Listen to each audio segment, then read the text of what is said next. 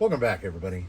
I am taking a short break from editing video, which I feel like I've been doing my entire life. So I came out here and I started poking around in the mess. This mess, imagine this, but in a U shape, and that's my workbench. The whole thing looks like this. Every time I put something away, I make another mess out of it. So, if you happened to watch the Ground Fox Origin, the first build video from that, and I sincerely hope that you did, you may have recalled that there was a fairly large pile of unused parts lying over there.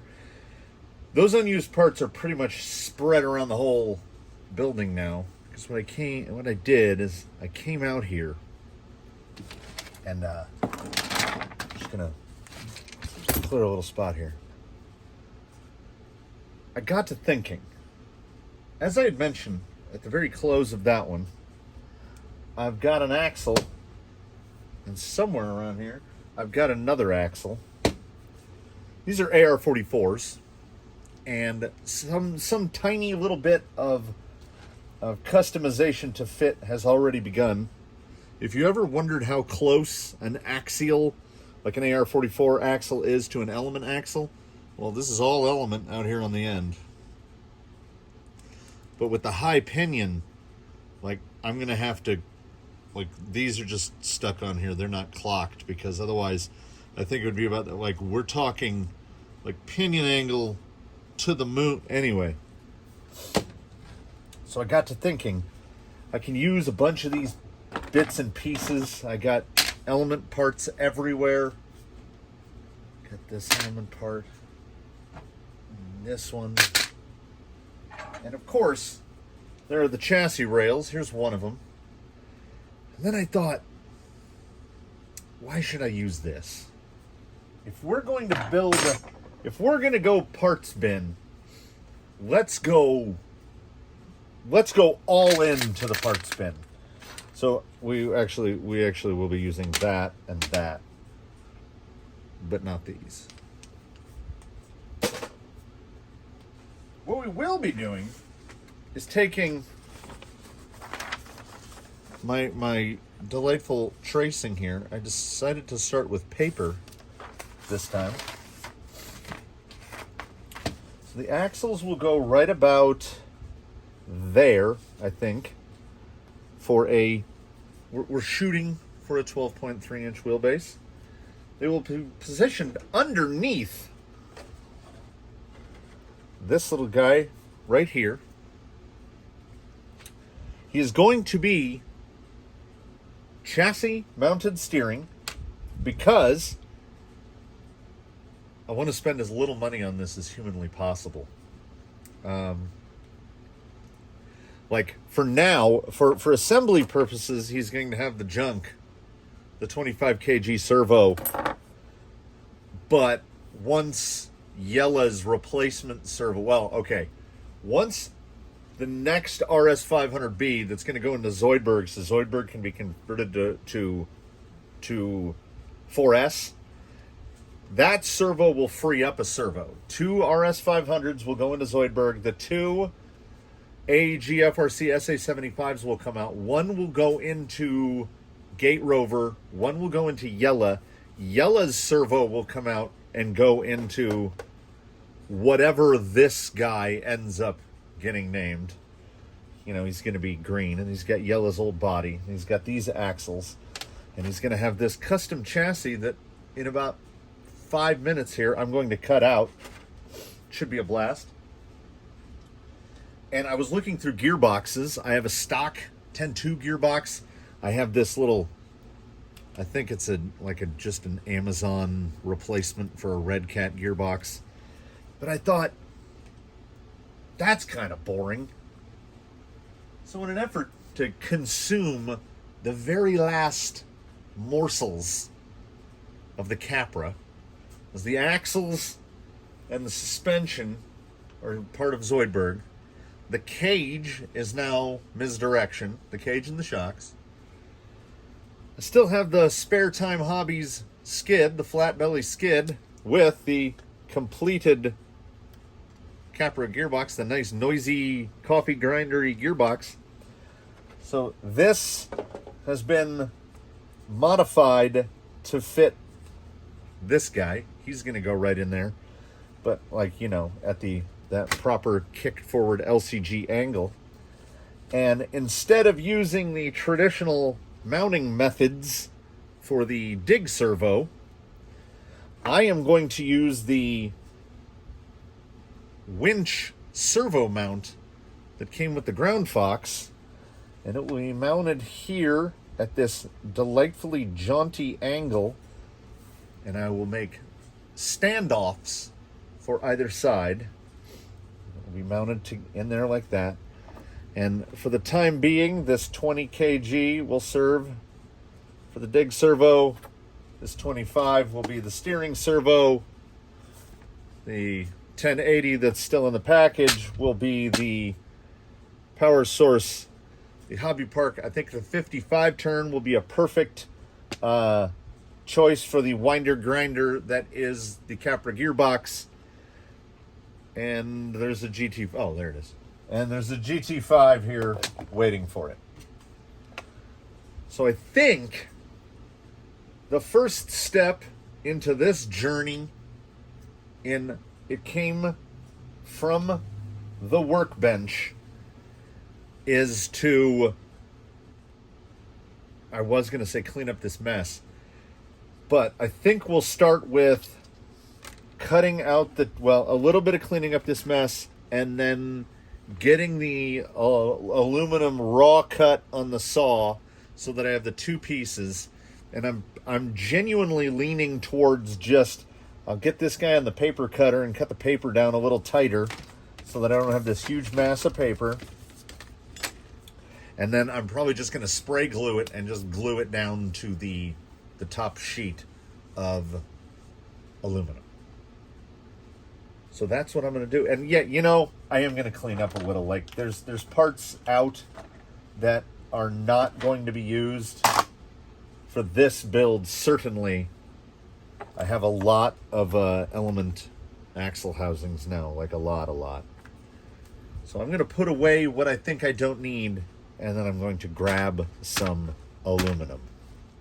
If you've stumbled across this channel before and these it came from the workbench type of operations, you should be familiar with how the next part goes. I put on the apron, I drop stuff, I get the aluminum, it's glued on, I pick my 6 spots, drill them, tap straight through, bish bosh, they're attached. I'm not even going to bother to clean up the backside.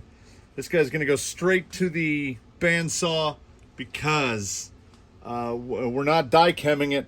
This is IKEA butcher paper spray glued onto the aluminum. So as soon as the saw goes on here and it starts to get heat into it, it's going to get really mucky. So I want to try to get the tooth, I want to try to get the bottom line, and I want to try to get this, basically the outer shape, roughed out as best as I can. Then once that's roughed out, it won't matter if the paper disintegrates because I went ahead and I pre-punched all the holes that I need to drill. So it's straight to the saw. We cut this out, and you know, I've done a couple chassis in my day. I've done a couple chassis this month, so I'm sort of getting the hang of it. So I'll go like this, and then I'll go like this, and when it comes back, it'll look like it should, sort of like this. I tell you, don't sleep on IKEA butcher paper. Like, it's like $4, and that roll is going to last me for eternity.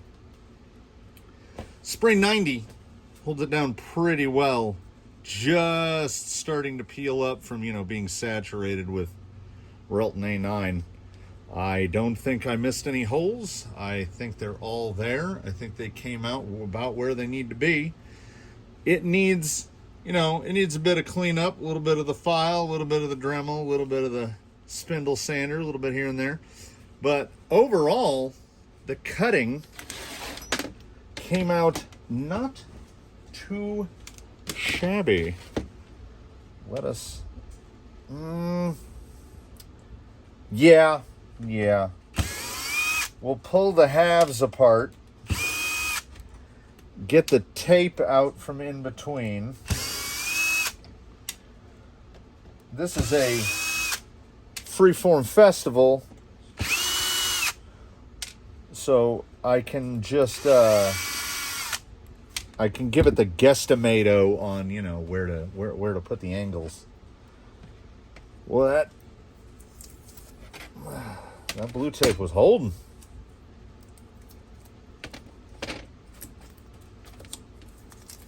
Ain't that something?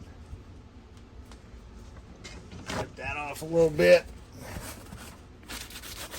I think that almost looks like a thing. Now I think I'm just leaning into the animal thing. I don't know what kind of Thunderbird shape we're getting there with the snoot. But I would like to point out at this juncture that I'm willing to acknowledge I may have a problem. This is what's left of a quarter sheet of 6061 of my world's favorite silver butter. I started with a 2 foot by 4 foot piece, and then I started making chassis. I think there's one left. So the next step is every bit as fun as one would imagine. The paper will most likely, you know what? I was going to say will most likely sand off, but then I remembered the double beauty of IKEA butcher paper. I just saturate this in, which one is it? There's Goof Off and there's Goo Gone. One is like super caustic and will eat your skin off, and the other one just smells like oranges. It's Goo Gone. So I have learned, it has taken me many moons, but I have learned that you put this stuff on and you leave it for like 10 minutes. Don't try to help it. Let it do the work. So I'm going to get myself an old busted up cardboard box, throw this in there, get this off, get them bolted back together, then back to the super fun finishing stuff. And then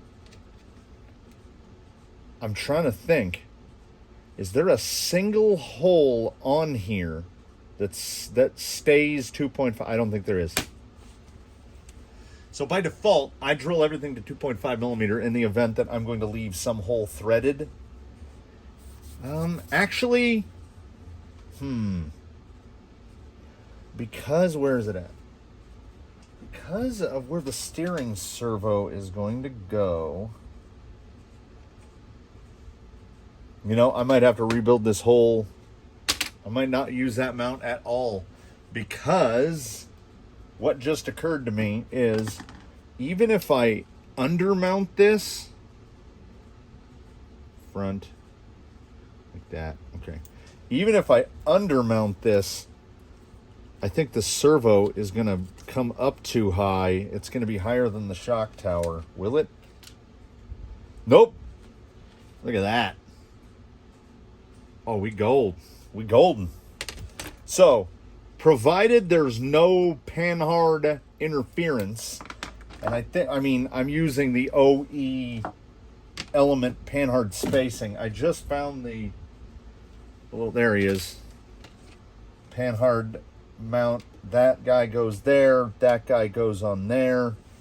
So you get that free flowing. I have to build all the links, and I got to figure out what to build them out of. But let's get this thing looking a little more,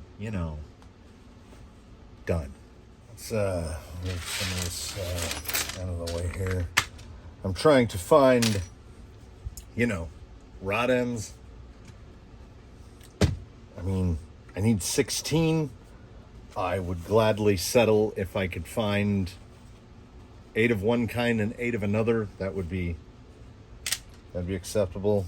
The body mount in there. I should not have put these screws in my sawdust-filled apron pocket. Oh, battery. Battery's dead. So as I was cleaning up these, the last little bit of these, which, I don't know, could be something else, but like a Roadrunner? Reminds me of woodpecker? It's bird-like. I was commenting to myself, and no one in particular. I was like, man, this thing really flew together. Like, I got these rails knocked out pretty lickety quick. And then I looked at my watch. So, not so much. Quick, yes, relatively speaking. But, I cut that up a little too much. It's not going to matter. That part seldom, if ever, makes contact. So I think we will wrap up part 1 here with a quick throw together, just to kind of get a feel for how it's going to sit. I have not made any spacers or anything like that. And in case anyone is wondering why the Thunder Woodpecker, I'm going to make a big aluminum bar, vertical bar right here. And that will be bolted in from the sides. And then I'm just going to attach, I'm going to weld up a bumper, because I want this guy to sit pretty much right like that. So see, he's got his little, look at his little fangs. So the bumper is going to come off the bottom of the big aluminum bar, because I want this, there might be a little bit more coercing of the material here. I might do a little notch in right there so that I can get this guy up just the tiniest bit higher. Yep. Because of the attitude, I need to trim a little bit out right there. Just bring that down. And there's not too much of this thing assembled at this point, so disassembling it should be fairly easy. Let's just get a couple randomly chosen and previously unused element screws. See how the pinch goes. Yeah, see, that's such a minor pinch, because the Spare Time Hobbies skid, I think, is gonna work out. If I can get that lined up, there we go. Yeah, that is not the length screw. That would go right into the side of the servo. And I wish I could say I haven't put a screw into the side of a servo before, but I absolutely have, with a little silver kiss on the side of it. So the fasteners will be chosen with greater care. Yeah, see, that one's too long, so we'll put it right there. I think the servo will go undermount. Oh yeah, this type of servo has to go undermount, because it's got these two dumb little ribs on it. I don't know. So let's just drop this guy in here real quick. Yeah, as long as it's not higher than the shock tower, we're good to go. I think I put it in backwards, but anyway. So far, so good there. And then let us grab, I want to use an element bumper delete for the back, but I don't have one. I have about half a dozen of these front bumper mounts. So we will probably end up using a front bumper mount. Yeah, that pulls it together nicely. So I think, oh, let's see if this fits. Hey, I don't have to cut any extra out. So there's a, I don't know what that is. The link lengths are going to be something else, I'm quite sure, because, where'd that skid go? Because an element skid, like, they attach way up here, and the Capra, this one, they attach way in the middle. So the front axle should, and I'm just guessing off of like the relative panhard position, front axle should be about there. Rear axle should be about there-ish. Let's see. Maybe a little further aft in the, like I'm not beholden to anything for the rear axle. I can place it wherever I want. That's a pretty good, that's going to be a pretty good drive shaft angle. For something that existed only in my head a few scant hours ago, I have positive feelings. Oh, and the 3 holes there coincide with those 3 holes there. This guy will probably be mounted, obviously, oh, hello. Obviously, a little JX shorty will go into play. I will have to mess with how I will get this, because I'm going to have to replace this little yoke with something else. And then this will go about maybe there, right about there. Should clear the drive shaft adequately. And then there will be one brace that runs through. So where these holes are, there'll be one brace will go full across, and I think the other 2 will just have little standoffs that they're bolted to. I think that's how I'm going to do it. I think that's how I'm going to do that. But we'll get to that in part 2. See, I'm learning. You don't have to build an entire vehicle from scratch in one video. Especially when we're here past the halfway mark in July of an uploaded day, and it's so much editing. So hopefully this little bit won't be too much editing. I like it. It's definitely something. It's a little bit of everything. And to be completely honest, if anything, like if these Red Cat links, if I get some links that are about the right length, yeah, that's pretty close. If I get some links that are about the right length, they will just go on. I've got brass rod, I've got Delrin rod. This guy will probably inevitably get a full set of custom links. But for putting it together, he's gonna get what fits. Whatever I can get.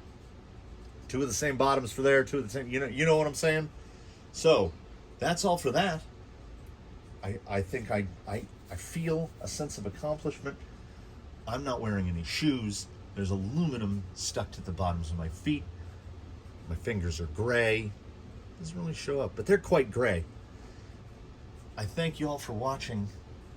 I hope it was of some interest to someone, even if just one person. And do tune in for the next one. See how this goes. I'm going to have to figure out what I want to do about window masks. Do I just want to liquid mask them? Do I want to masking tape them and cut them around? I don't know. Oh, I got to peel that sticker off. Because this guy's going to get his whole patina job. That'll be in a whole separate thing. I figure the next one will probably be links. Basically suspension. And then once the suspension's in this thing, I can slap on that set of drive shafts I've got, and I can get this. We can test this thing out. But I'm not gonna film things like setting up that front triangle. It's a nightmare, and I'm really running out of turnbuckles. So I gotta try to get something close. I'm hoping that some of these unused factory team pieces, I'm hoping one of them, like, can I get an upper lane? Yeah, see, that might get there. This might actually still be a 93 upper. We'll see what the lowers come out to. Anyway, that's for next time. Thanks again for watching. Tune in for the next one. And have a good one, everyone.